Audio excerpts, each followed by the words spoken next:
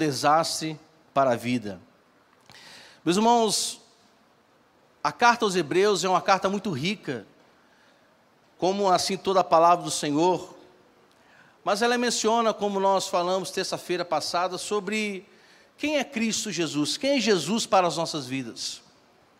E vamos ver durante a leitura da carta aos Hebreus, como Cristo Jesus, ele é glorificado, ele é acima de Abraão, é acima de Moisés, acima de Arão, ele é o sumo sacerdote, é o rei dos reis. E isso, meus irmãos, não tem como nós negarmos, e nem muito menos desistir do fato que realmente Cristo Jesus é o Senhor sobre todos nós.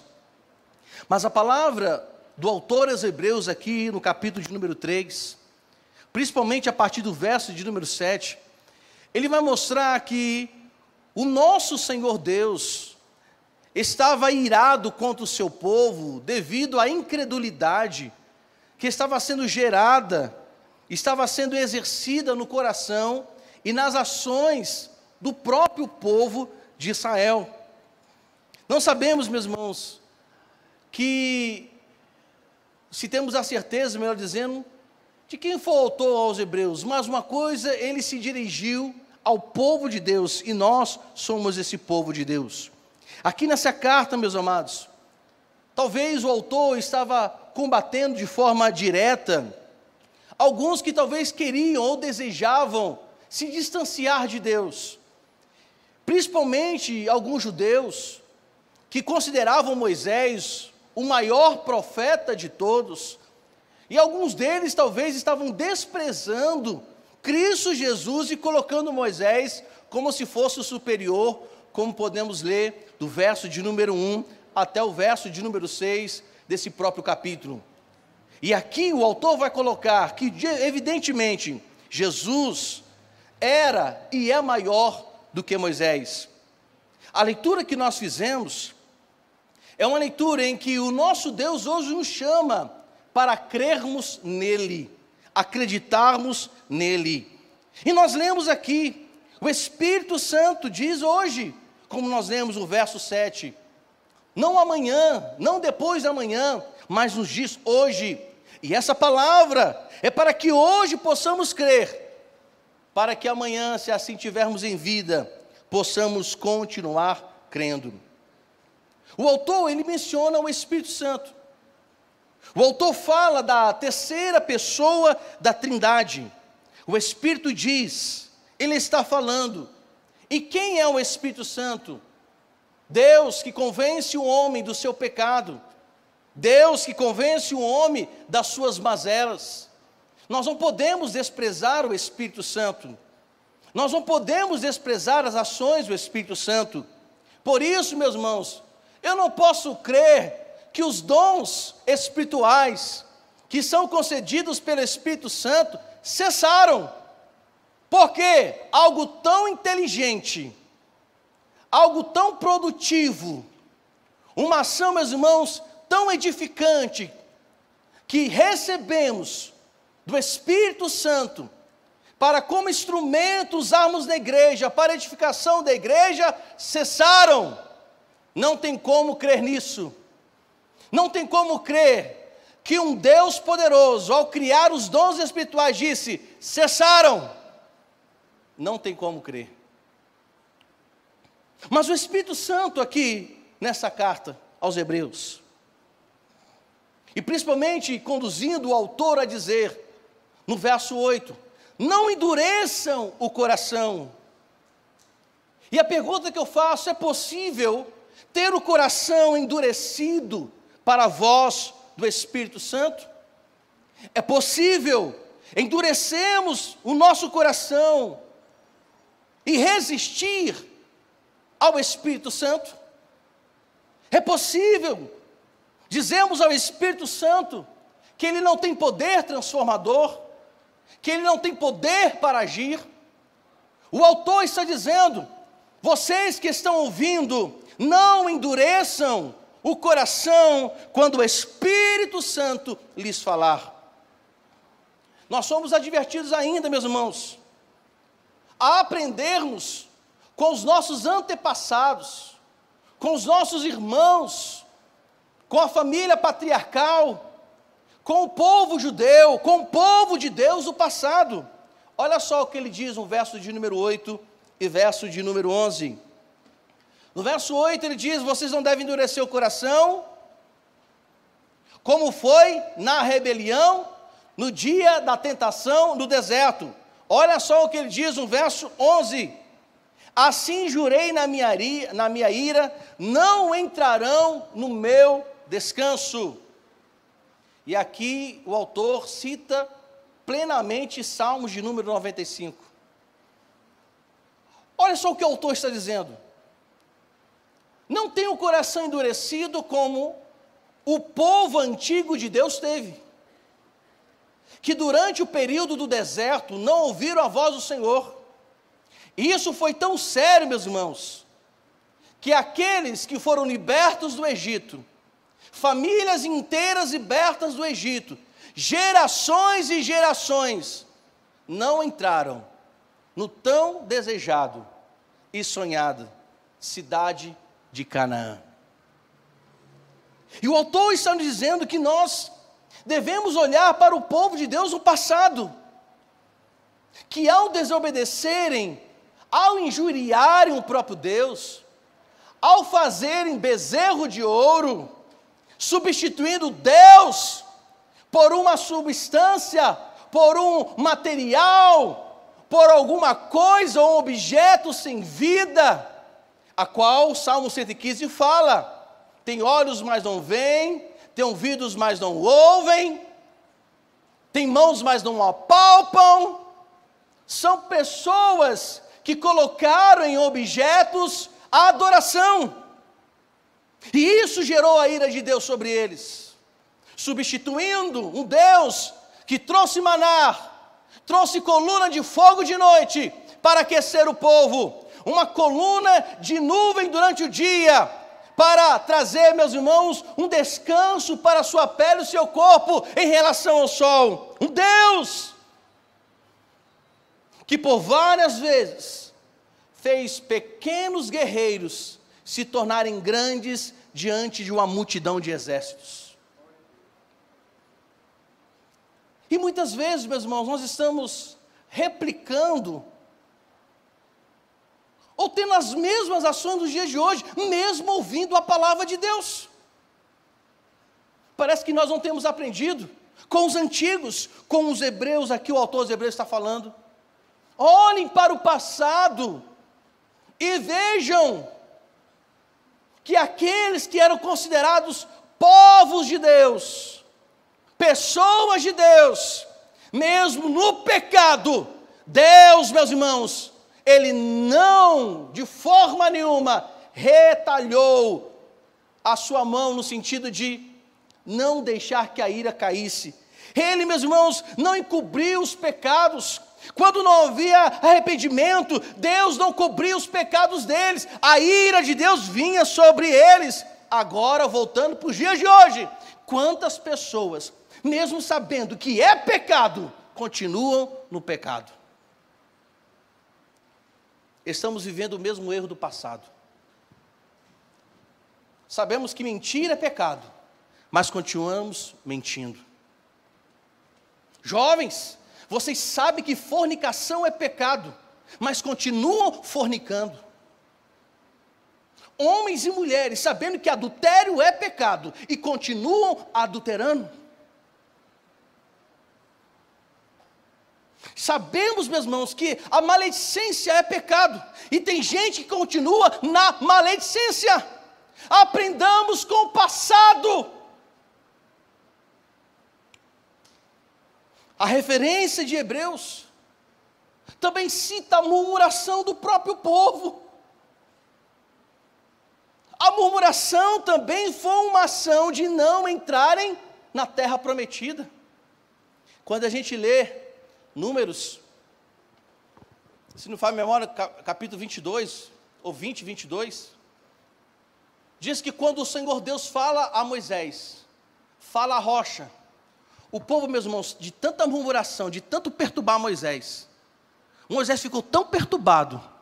O que Moisés fez em vez de falar? Bateu. Se você observar no texto, Deus disse, não entrará, você apenas verá por causa disso daí. Para os irmãos perceberem que como a murmuração é terrível. Aprendamos com o passado, que existem consequências quando nós murmuramos. E olhando para também o dia da volta de Jesus Cristo, fazendo aqui, meus irmãos, um paralelo ao que Hebreus está relatando em relação ao povo de Deus no Antigo Testamento, por causa da murmuração, da incredulidade, não puderam entrar no descanso, na terra prometida, no lugar a qual o nosso Deus prometeu a Abraão. Para os dias de hoje, Deus está falando, se não tiver vida no altar, se não tiver santidade, se não tiver comprometimento com a palavra, se não tiver intimidade com Deus, e se o Espírito Santo não viver, não estiver em nós, nós não entraremos no reino celestial. Nós não entraremos, olha o hino que nós cantamos, eu espero ouvir meu nome proclamar. Mas o que temos visto, meus irmãos, é um descaso com a palavra do Senhor. É um desrespeito com a santidade de Deus. É um desrespeito em relação ao comprometimento da palavra. Outra questão que eu quero enfatizar é justamente a incredulidade, a perversidade que existia no coração do povo antigo de Deus. Olha só o que está escrito no versos 12 e verso 19. Tenham cuidado, irmãos, para que nenhum de vocês tenha um coração mau e descrente, que se afaste do Deus vivo. Verso 19.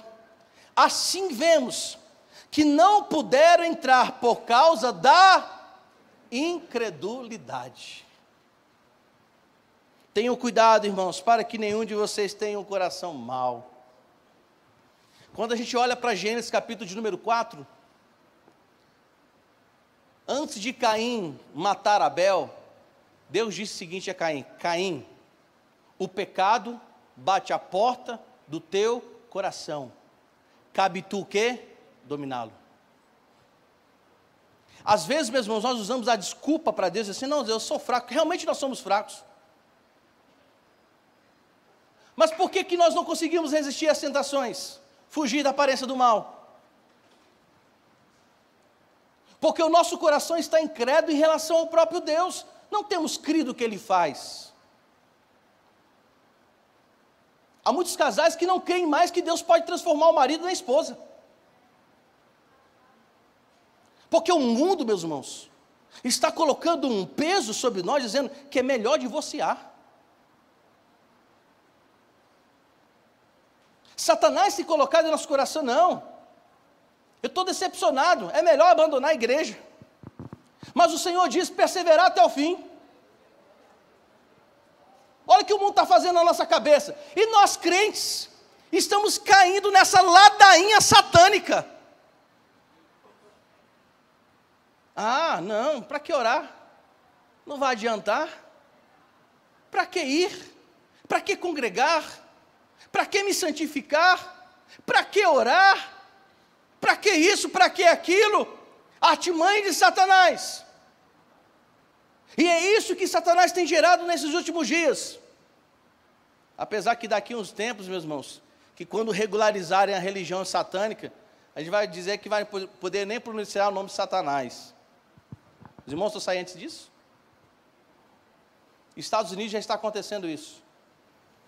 Povo incrédulo, não acreditando mais em Deus, prefere acreditar no diabo. A incredulidade também foi a causa de não poderem alcançar o tão desejado, a tão falada Canaã. A incredulidade, meus irmãos, cegou os olhos deles. E sabe o que é o pior de tudo? É não crer mesmo vendo. Preste atenção, meus irmãos, se não isso é uma doideira, uma cegueira espiritual. Deus trouxe o maná no deserto. O povo, mesmo assim, continuou preferindo não crer. Como nós dissemos, coluna de fogo de noite, durante o dia, coluna de nuvem, e o povo continuou no quê? Não crendo. Moisés foi para o Monte Sinai falar com Deus, e o povo lá embaixo o quê? Incrédulo. Sabe o que é o pior de tudo? É um sacerdote aceitar que um povo levantasse um bezerro de ouro para adoração. Incrédulo. E sabe como nós estamos nos dias de hoje? Deus está operando, fazendo milagres, só que nós não conseguimos enxergar porque a incredulidade invadiu o nosso coração. Se um dia, meus irmãos, chamarmos aqui uma pessoa com uma doença profundamente agressiva e degenerativa, e de repente o pastor chega assim: fulano, vem cá que eu vou orar por você, você vai sair curado hoje. Sabe o que muitos vão fazer? Vão se levantar, não porque creem, porque são curiosos. E a sua mente vai dizer: será que é verdade? Será que vai ser isso o que o pastor está dizendo? Será que o milagre vai acontecer? Coração incrédulo. Deus trouxe liberdade para o povo, liberdade que veio dele. Agora é evidente, meus irmãos, o fato de Deus libertar, de Deus curar, operar o milagre, não significa que estaremos afastados dos sofrimentos, das provações, porque elas fazem parte do nosso crescimento. Só que as pessoas acham que o sofrimento é causa de Deus não operar.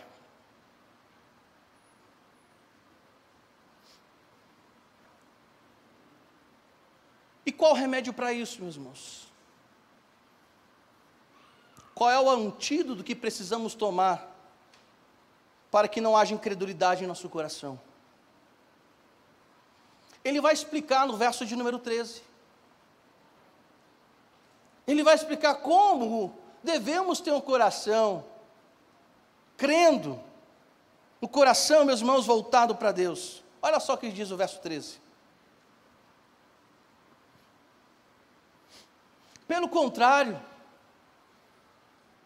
animem uns aos outros todos os dias, durante o tempo que se chama hoje, a fim de que nenhum de vocês seja endurecido pelo engano do pecado.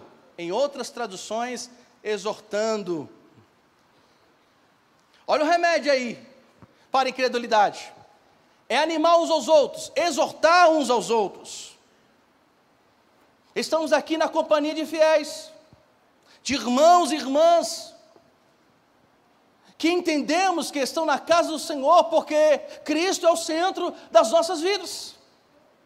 Nós entendemos que hoje de manhã, ao virmos a casa do Senhor, para o momento da ceia, em que vamos tomar o cálice, comer o pão em memória daquele que morreu por nós, acreditamos que todos nós estamos aqui por uma única razão. Jesus Cristo é o motivo, é a razão, é a existência, é tudo para nós.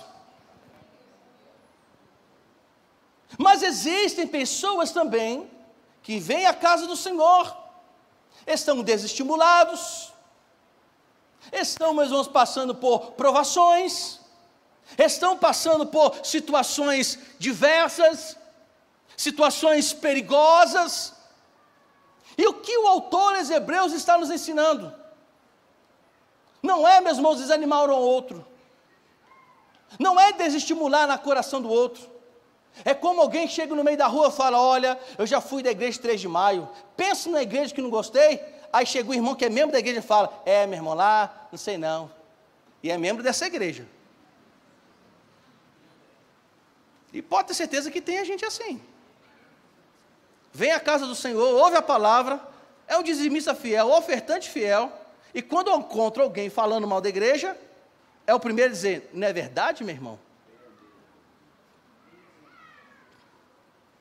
Eu estou falando mentira aqui, meu irmão? Mas o que o autor está dizendo? Não, desanime mesmo. Não, tá certo. Não, animem, exortem.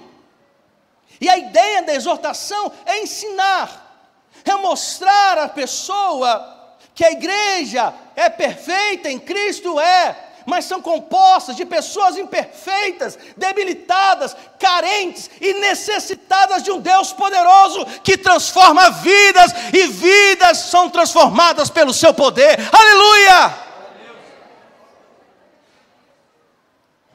Porque Satanás já tem feito isso, meus irmãos, desde antes de existir a instituição chamada igreja. Quando ele se rebela contra Deus, ali já está mostrando que seria tudo contra Deus, meus irmãos. Não foi no jardim do Éden, não, que ele se mostrou contra Deus. O dia que se rebelou lá, Lúcifer já se mostrou bem. Eu agora serei o oposto do que é Deus. Só que muitas vezes, meus irmãos, estamos como Pedro. Ora somos usados por Deus, e minutos depois, somos bocas de Satanás. Ele está dizendo: vocês devem exortar uns aos outros. Na companhia do Finéis, ensinem uns aos outros. Dê bons conselhos. Deem palavras de ânimo. Advertem quando estiverem errados. Para quê? Para que essas pessoas continuem no caminho reto que é Jesus Cristo. Mas como podemos animar uns aos outros, meus irmãos, se o nosso coração está afastado de Deus? Como podemos animar uns aos outros se o nosso coração está permeado de tanto pecado? Como podemos exortar uns aos outros na palavra, se a palavra de Deus não tem sido enraizada em nosso coração? O que vamos dizer para uma pessoa que passa por tribulação? Eu vivendo uma vida dissoluta, uma vida afastada de Deus, com que palavra eu vou animar o irmão? Não, meu irmão, é assim mesmo, o mundo é assim mesmo. Uma pessoa que tem palavra de Deus fala: meu irmão, tem de bom ânimo, é assim mesmo.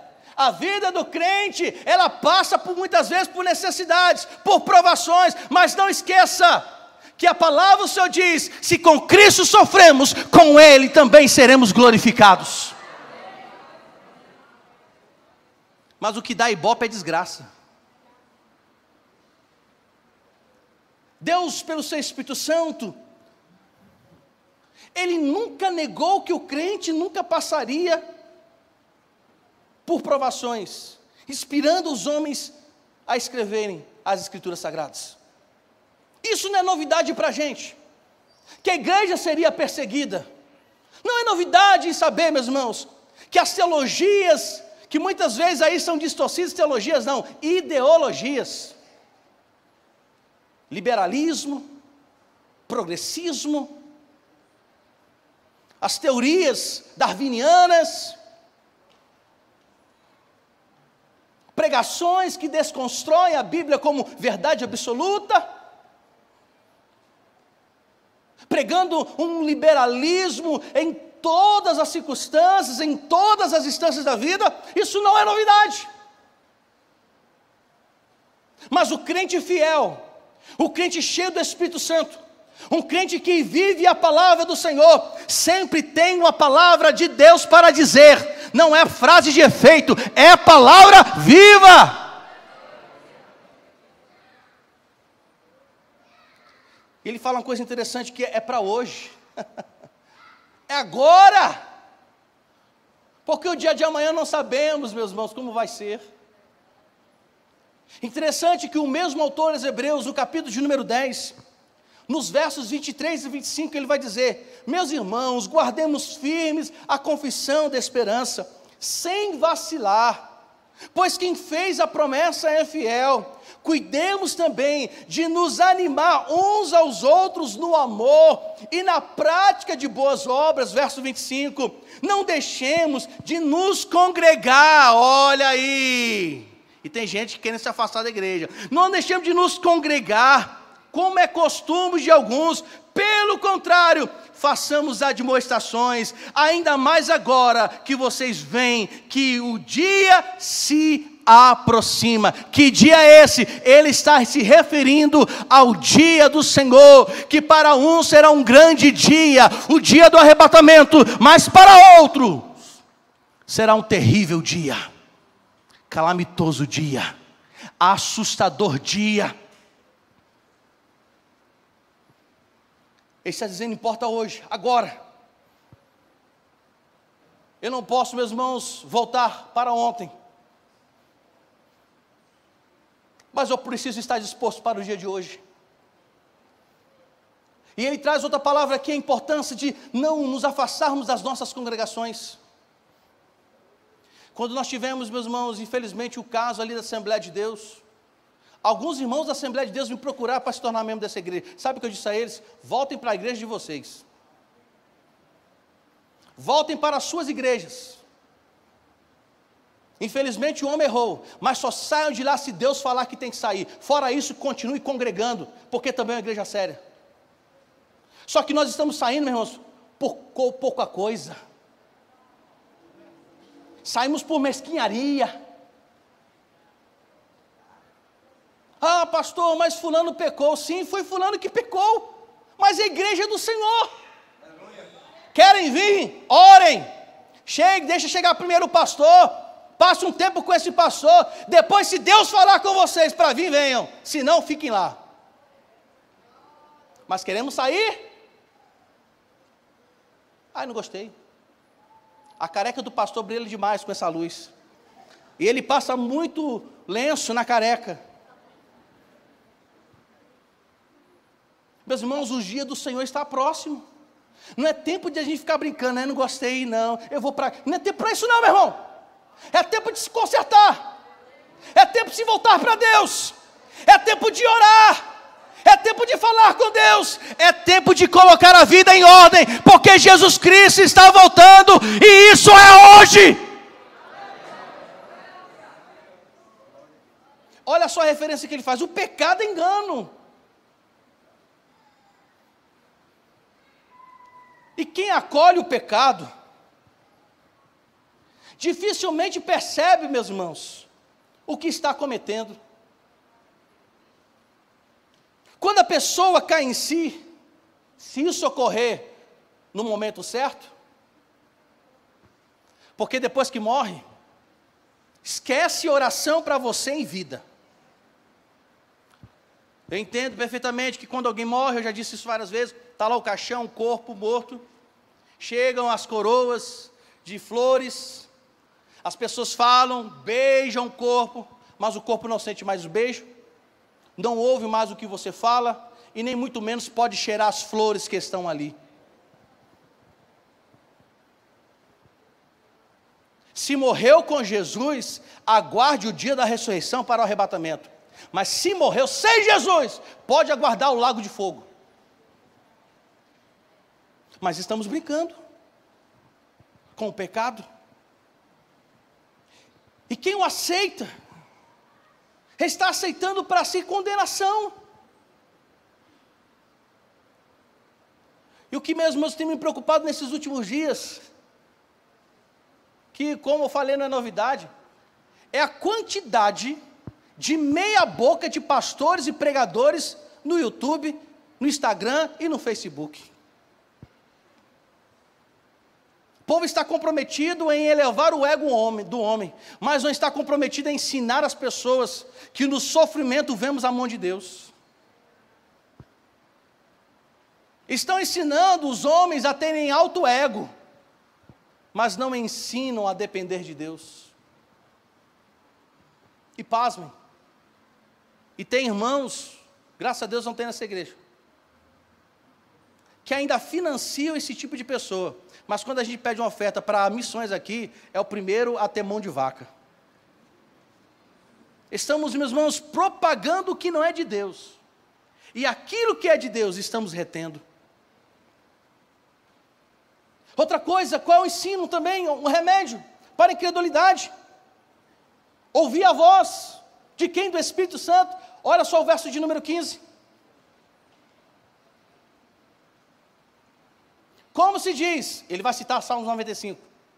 Hoje, se ouvirem a sua voz, não endureçam o quê? O coração. Aqui o autor, meus irmãos, está nos dirigindo uma palavra de alerta. Ouçam a voz, escutem a voz, obedeçam a voz, se inclinem à voz. Porque quando nós ouvimos a voz do Espírito Santo, por intermédio da palavra do Senhor, somos fortalecidos. Olha só, meus irmãos, que quando João, o apóstolo João, escrevia para as cartas para as 7 igrejas da Ásia, em todo o final de cada uma delas, quando se dirigia, o que está escrito lá? Quem tem ouvidos, para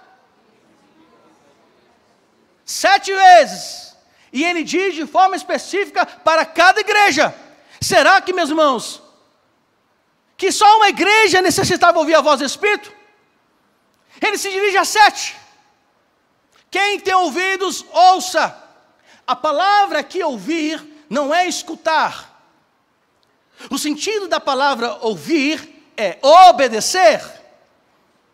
Então, seria assim: igreja, obedeça ao que o Espírito Santo está dizendo. Quem tem ouvidos de escutar, ouça. Agora ouvir, obedeça. Nós conseguimos escutar a voz de Deus, mas muitas vezes nós não obedecemos à voz de Deus. E a ideia do texto de Hebreus é também obediência. É de obedecer a palavra. É de se inclinar à palavra. É se debruçar diante da palavra e exercitá-la na vida. E interessante que ele diz 2 vezes nesse texto, o 7 e o 15, depois você lê.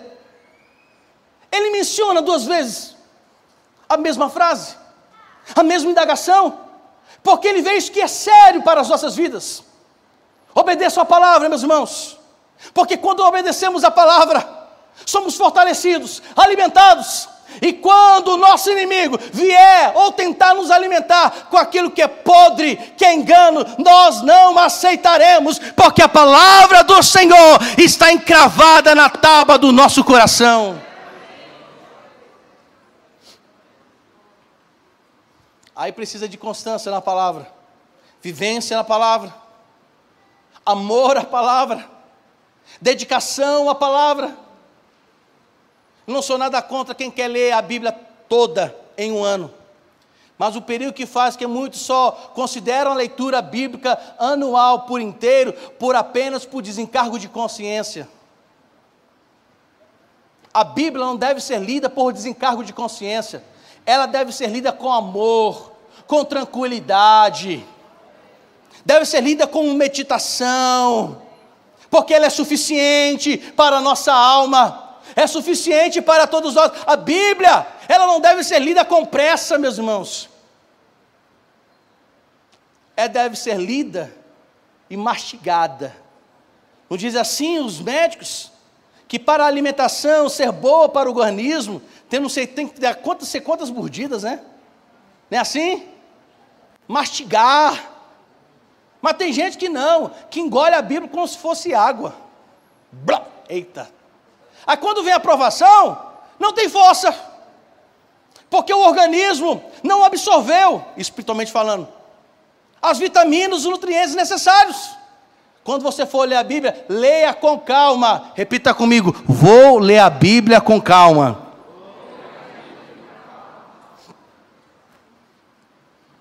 Eu tive a experiência de ler a Bíblia toda com calma. Sabe quantos anos eu levei? 5 anos. Com calma. Só quando eu retorno a ler novamente, tem coisas que eu não tinha observado nesses 5 anos que eu li com calma.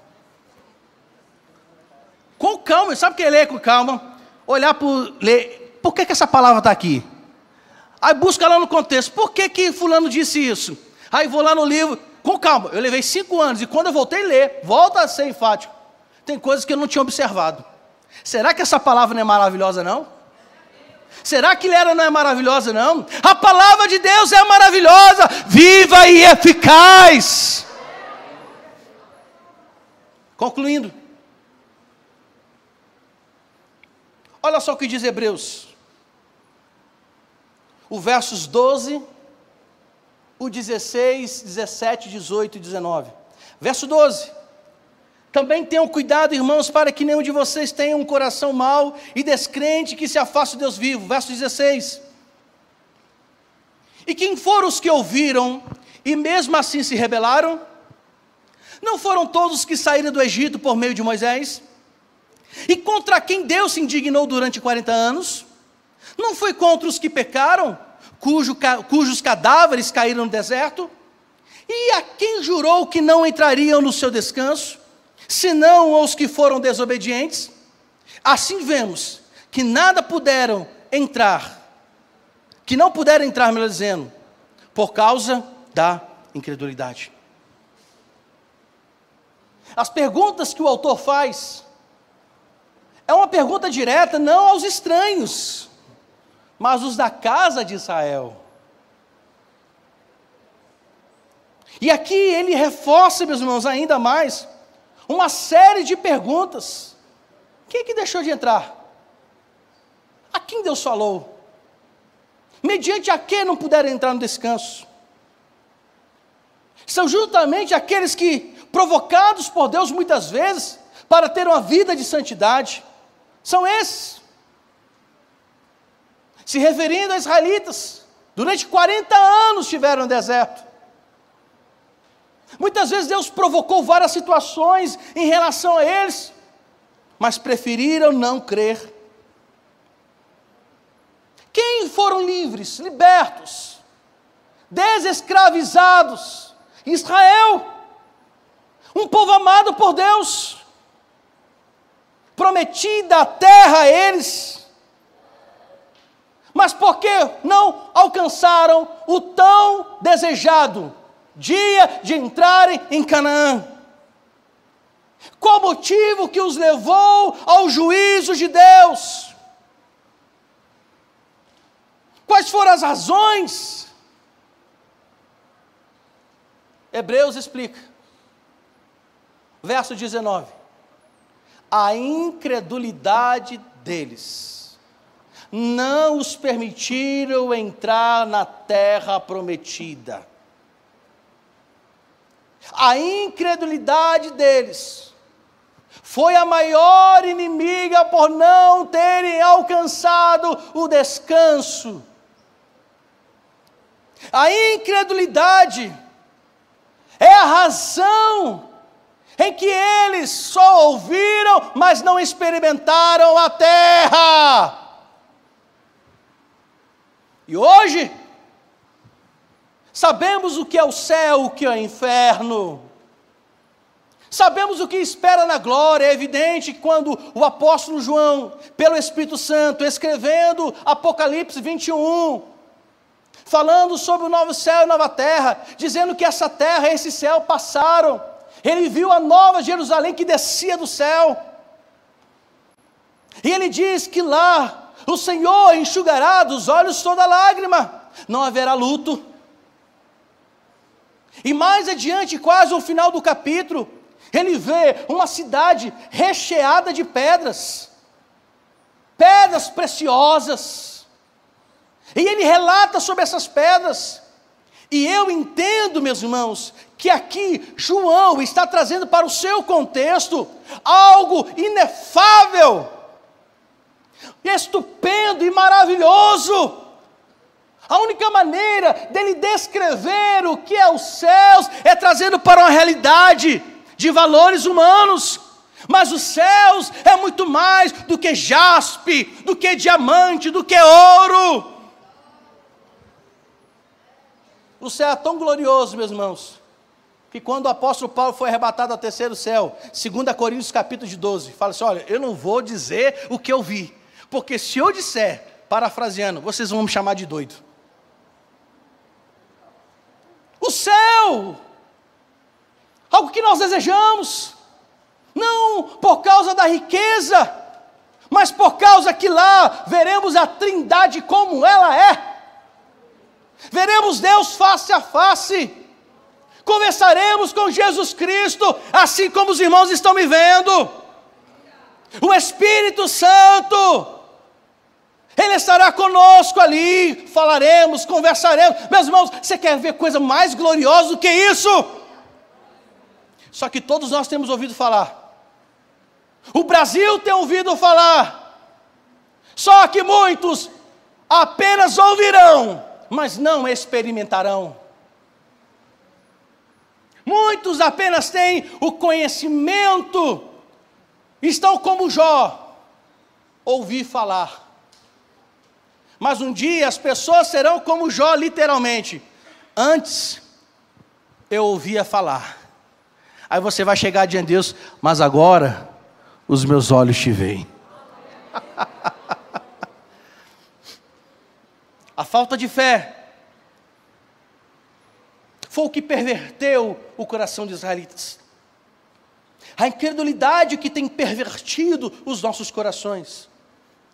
E eu termino essa mensagem lendo Hebreus, capítulo de número 11, verso de número 6.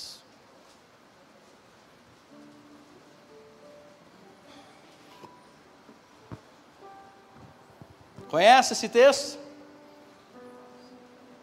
Vamos ler todos juntos? De fato, porque é necessário que aquele que se aproxima de Deus creia que Ele existe e que recompensa. Sem fé é impossível, não há como. Podemos cantar, mas sem fé ninguém adora. Podemos mencionar Jesus Cristo, mas sem fé não agrada a Ele. Podemos ser até bons religiosos, certíssimos em tudo que fazemos, mas se não tiver a fé no Filho do Deus vivo, se não crer que Ele é Senhor e Salvador, remidor dos nossos pecados, será impossível em toda a nossa trajetória agradar a Deus. Sem fé, ninguém será arrebatado. Porque temos que ter a fé no Filho Jesus Cristo, que nos salvou, nos regenerou, nos limpou com seu sangue precioso, nos tirou das trevas para o império da sua luz, nos resgatou do lamaçal do pecado, e hoje nós somos servos dele. Aleluia! Sem Jesus não somos nada. E quem não crer nele não pode crer no Pai. Não há como viver uma vida, meus irmãos, se não tiver fé no Filho. O mundo, meus amados, está enxertando a nossa cabeça com porcaria. Está fragilizando as mentes dos crentes. Fragilizando a mente dos corações das pessoas que se dizem de Deus. E estamos nos afastando da fé genuína do Evangelho. E o Senhor hoje, pelo seu Santo Espírito, diz: ouçam, ouçam, ouçam. Ao ouvirem a sua voz, não endureça o coração, mas deixe que Ele penetre nosso coração. O profeta diz que devemos tirar o coração de pedra e colocar um coração de carne. O que ele está dizendo com isso é o coração arrependido, é o coração contrito. O salmista fala que o Senhor está perto daqueles que têm o coração quebrantado. Se queremos ter o nosso Deus por perto, creamos, confessemos nossos pecados e não permitamos, meus irmãos, que a incredulidade seja o fator que nos afaste de Deus. Você pode fechar seus olhos?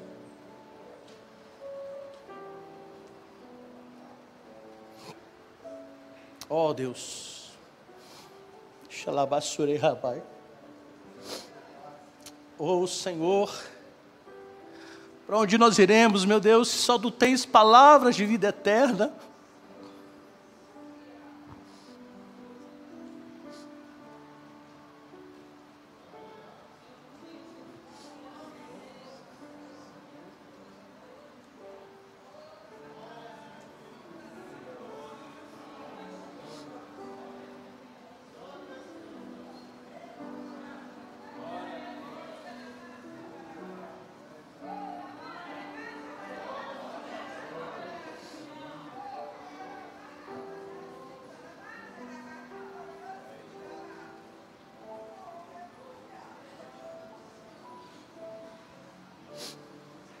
Senhor, nós temos andado muito errantes, meu Deus.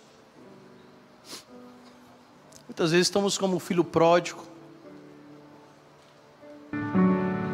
recebendo as regalias celestiais, desfrutando da companhia da família, comendo na mesa, comendo um alimento saudável, sendo servido. Mas muitas vezes, Senhor, os nossos olhos nos apontam para o mundo. O mundo, Senhor, que oferece muitos prazeres, mas temporários e destrutivos. Muitas vezes, Senhor, estamos como Jó, sem saber o que dizer, o que fazer, ouvindo, ó Deus, amigos que se dizem amigos, e muitas vezes comprometendo ou tentando comprometer o nosso compromisso e a nossa mente cativa ao Senhor. Muitas vezes, Senhor, nós estamos igual Jonas. O Senhor nos fala, nos dá a direção, mas preferimos fugir. E esquecemos que pior do que fugir dos holofotes ou da visão ou do alvo dos homens iníquos, estamos fugindo do Senhor. Pai, eu te rogo nessa manhã, que nenhum de nós endureça o coração, Senhor, que a Tua palavra seja encravada em nosso coração de forma profunda, e que a nossa maneira de falar, de ouvir, proceder, esteja em conformidade com a Tua palavra, porque o Senhor há de voltar. O Senhor voltará. O Senhor voltará. E vai pegar muita gente de surpresa. Meu Deus, tenha misericórdia, Senhor. Eu não tenho consciência, meu Pai, quantos serão arrebatados aqui. Pessoas que estão, eu não sei, Senhor, mas uma coisa eu te peço, meu Pai: não permita que essa igreja, não permita que os nossos corações, que nós pastores, oficiais, lideranças de departamentos, membros e congregados e visitantes, percamos a visão do reino celestial. Não deixemos, ó Deus, nos ajude, que não venhamos abandonar a fé, mas que possamos crer como foi cantado, porque o Senhor vive. O Senhor vive, é por isso que nós cremos, porque Tu és um Deus vivo, um Deus que está sentado no alto e sublime trono, glorificado entre todas as ações. Ah, Senhor, Tu és grandioso, um Deus tão poderoso, que não olha para cima, porque não há outro Deus maior que o Senhor. Tu olhas para baixo. Tu és poderoso, Senhor. Tu és soberano sobre a terra, sobre os céus. Tu és absoluto. Tudo que existe acontece. Tu sabes muito bem. Tu és. Você pode cantar novamente. Tu és soberano. Tu és